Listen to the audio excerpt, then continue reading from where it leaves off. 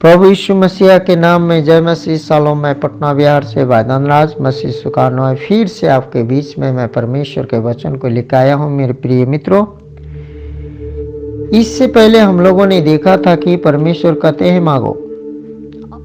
आज हम लोग जो प्रार्थना विषय में से चौथा भाग को देख रहे हैं, परमेश्वर की इच्छा के मुताबिक मांगना या परमेश्वर की इच्छा के मुताबिक प्रार्थना करना। परमेश्वर की इच्छा के मुताबिक प्रार्थना करना, प्रार्थना के संबंध में मैंने पवित्र शास्त्र में ढूंढना शुरू किया। जब ढूंढना शुरू किया तो मैंने पाया स्वर्ग से उत्तर आने से पहले धरती को ही कुछ करना पड़ेगा। मत्ती 6 अध्याय में हम देखते हैं कि यीशु अपने चेलों को प्रार्थना के विषय में उपदेश दे रहे हैं, जिसको हम प्रभु का प्रार्थना के रूप में जानते हैं और हर कलीसिया इसको स्पष्ट रीति से याद कर चुके हैं। यीशु मसीह के चेलों ने उनसे पूछा था कि कैसे प्रार्थना करें, तो यीशु मसीह ने क्या कहा? इस प्रार्थना में यीशु उनको एक नमूना देते हैं, एक आदर्श प्रार्थना बताते हैं कि जब पुरानी व्यवस्था जा रही है और नई व्यवस्था आ रही है, तो इस मध्यवर्ती समय में कैसे प्रार्थना की जाए?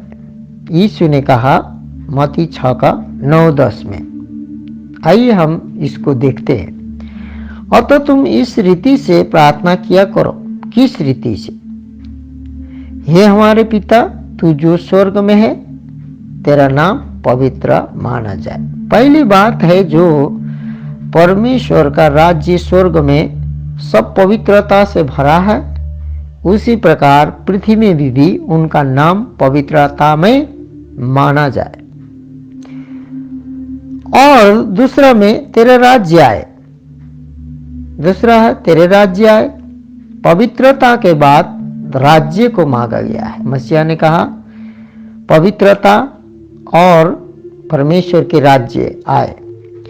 तेरी इच्छा जैसे स्वर्ग में पूरी होती है, वैसे इस पृथ्वी में पूरी हो। परमेश्वर का इच्छा और परमेश्वर का पवित्रता, परमेश्वर का राज्य, परमेश्वर का इच्छा, ये जो तीन बातों से स्वर्ग भरा हुआ है। परमेश्वर का ऐसा इच्छा है कि कोई भी नाश न हो, परंतु सबको अनंत जीवन पाए। और स्वर्ग में किसी भी वस्तु, बहुत से वस्तुएं हैं स्वर्ग में, सब अमरतप और जीवित है। मेरे प्रियो, स्वर्ग ऐसा है।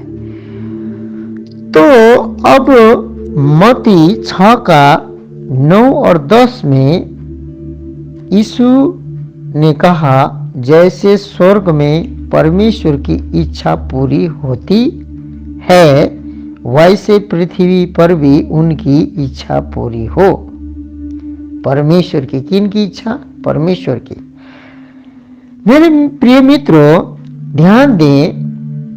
ध्यान देने वाली बात यह है, स्वर्ग में तो परमेश्वर की इच्छा पूरी होती है, क्योंकि वहां उसका कोई भी विरोधी करने वाले कोई नहीं है। स्वर्ग में परमेश्वर की इच्छा इसलिए पूरी होती है क्योंकि वहां उसका विरोध करने वाला कोई विरोधी नहीं है। यीशु मसीह ने कहा कि पृथ्वी पर परमेश्वर की इच्छा पूरी करने के लिए किसी को प्रार्थना करनी होगी। यीशु मसीह कह रहे हैं, इस पृथ्वी परमेश्वर की इच्छा पूरी होगी सिर्फ इसलिए नहीं कि वह चाहते हैं कि उनकी इच्छा पूरी हो। इस पृथ्वी में परमेश्वर की इच्छा तो पूरी होगी, परंतु परमेश्वर सिर्फ इसलिए नहीं कि वह चाहते हैं, परंतु इसलिए है कि उनकी इच्छा पूरी हो। इसलिए इस धरती परमेश्वर की इच्छा पूरी होगी। कैसे? सिर्फ इसलिए नहीं कि वह चाहते हैं, परमेश्वर चाहते हैं कि उनकी इच्छा पूरी हो। परंतु मेरे प्रियो, परमेश्वर की इच्छा पृथ्वी पर तब पूरी होगी जब उसको पूरी करने के लिए कोई उनसे प्रार्थना करे। इसलिए बाइबल में हम देखते हैं कि जब भी परमेश्वर कुछ करना चाहते हैं, उसे होने के लिए किसी न किसी को या किसी न किसी ने जरूर प्रार्थना की है और किसी न किसी को जरूर प्रार्थना करना होगा। इसकी सत्यता हम दानियल 9 अध्याय में देखते हैं। दानियल 9 अध्याय में 9 का 1 और 2 में इस प्रकार से लिखा है, मादी छ्रेस का पुत्र द्वारा जो कसदियों के देश पर राजा ठहराया गया था, उसके राज्य के पहले वर्ष में मुझ दानियल ने शास्त्र के द्वारा समझ लिया कि यरूशलेम की उजड़ी हुई दशा यहोवा ने उस वचन के अनुसार जो यिर्मयाह नबी के पास पहुंचा था, कुछ वर्षों के बीतने पर अर्थात 70 वर्षों के बाद पूरी हो जाएगी। अब यहाँ पर जब दानियल ने इस बातों को समझ लिया और जान लिया,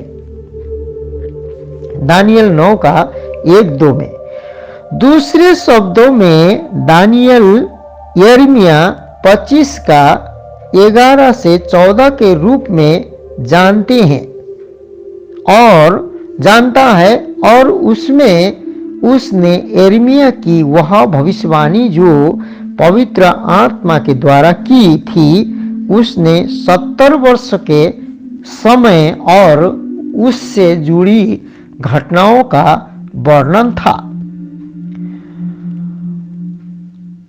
तो यहां पर दानियल ने क्या किया जब उस घटना को जान लिया? परंतु दानियल क्या करता है, उससे पहले हम जिस प्रकार से दानियल कहता है, मैंने यिर्मयाह के जो भविष्यवाणियों को मैंने जान लिया, जो कि यिर्मयाह 25 का 11 से 14 में लिखा है। आइए हम उसको मनन करते हैं। सारी जातियों का यह देश उजड़ ही उजाड़ हो और ये सब जातियां 70 वर्ष तक बाबेल के राजा के अधीन रहेगी। जब 70 वर्ष बीत चुके, तब मैं बाबेल के राजा और उस जाति के लोग और कसदियों के देश के सब निवासियों को अधर्म का दंड दूंगा। यहोवा की यही वाणी है, और उस देश को सदा के लिए उजाड़ दूंगा। मैं उस देश में अपने वे सब वचन पूरे करूंगा जो मैंने उसके विषय में कहा है, और जितने वचन यिर्मयाह ने सारी जातियों के विरुद्ध भविष्यवाणी करके पुस्तक में लिखी है, क्योंकि बहुत सी जातियों के लोग और बड़े बड़े राजा भी उनके अपनी सेवा कराएंगे, और मैं उनको उनकी करनी का फल भुगतवाऊंगा। यही जो बात है जो दानियल ने समझ लिया था, जो 70 साल के बाद, ये 70 साल के बीच में क्या होने वाला है, क्योंकि दानियल स्पष्ट कहता है यहाँ पर कि उसने बाइबल में हम देखते हैं कि जब भी परमेश्वर कुछ करना चाहते हैं तो परमेश्वर उसको पवित्र आत्मा के द्वारा अपने दास को बिना प्रकट किए हुए कोई भी काम परमेश्वर नहीं करते।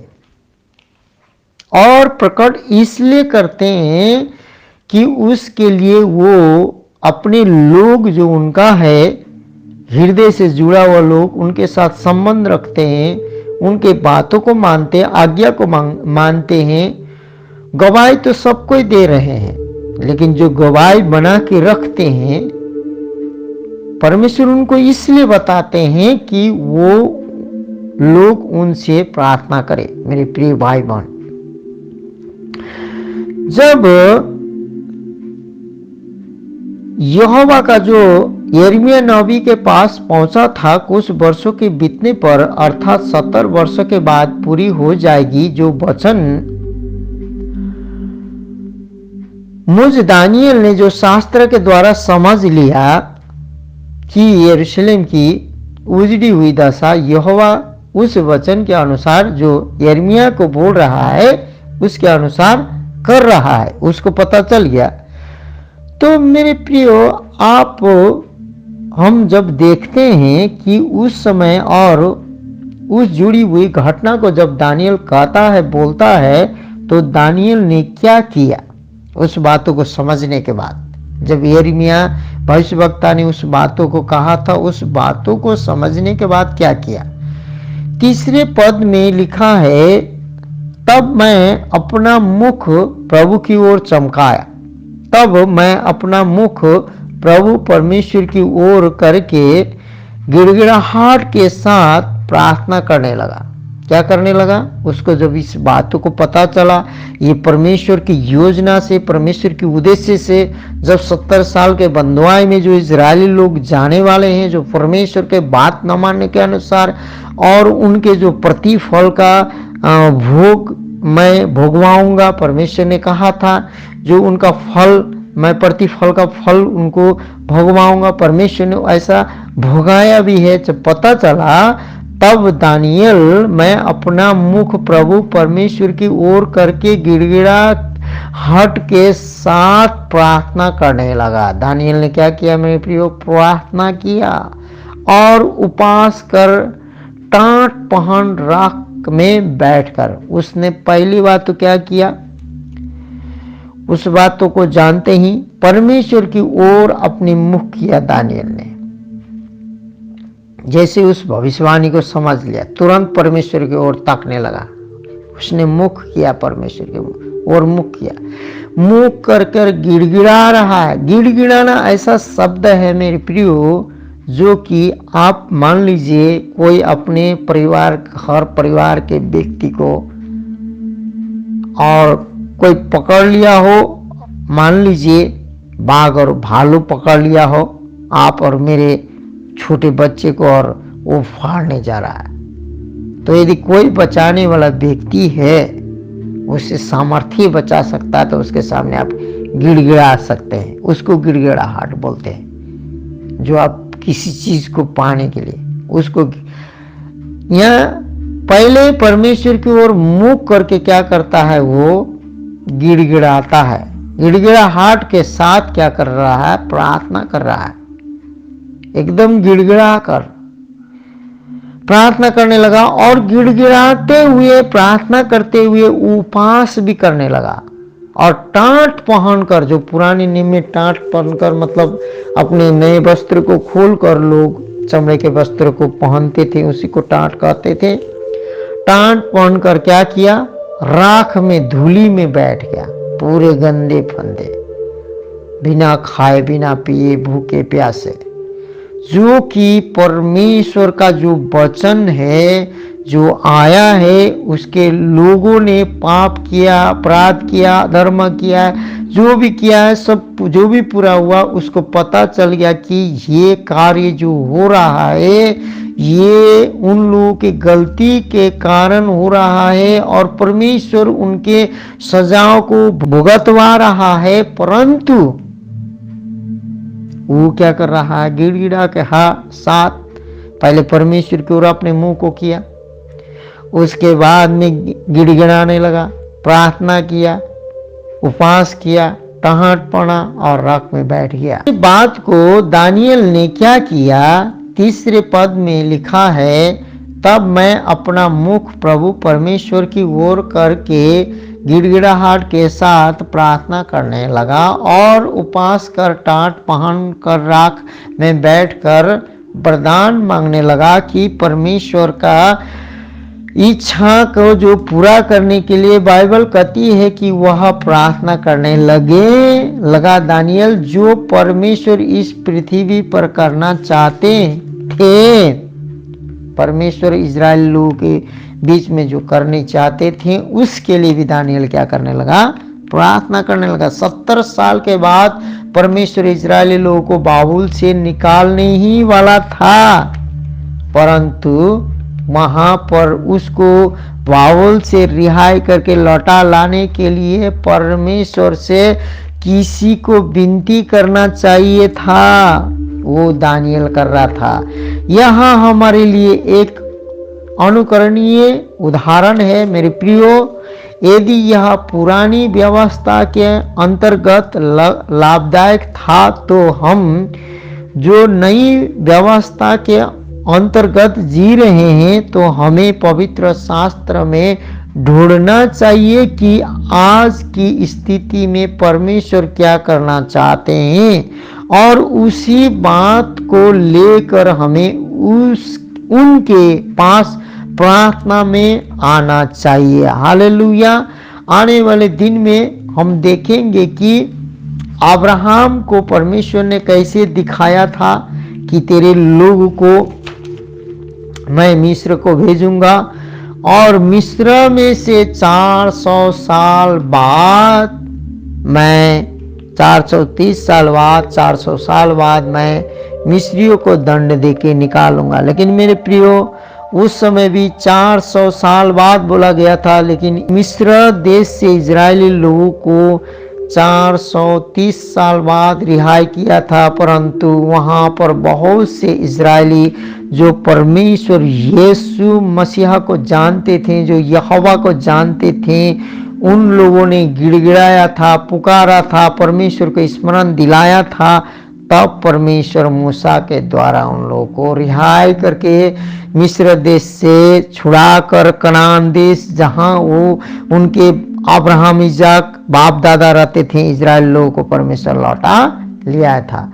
परंतु उस समय भी परमेश्वर के दासों ने जो उसको दुहाई दी थी, पुकारी थी। इस प्रकार के बात आने वाले दिन में हम लोग इस प्रकार के बातों को देखेंगे, और परमेश्वर को स्मरण दिलाना बोलकर 5वां में देखेंगे।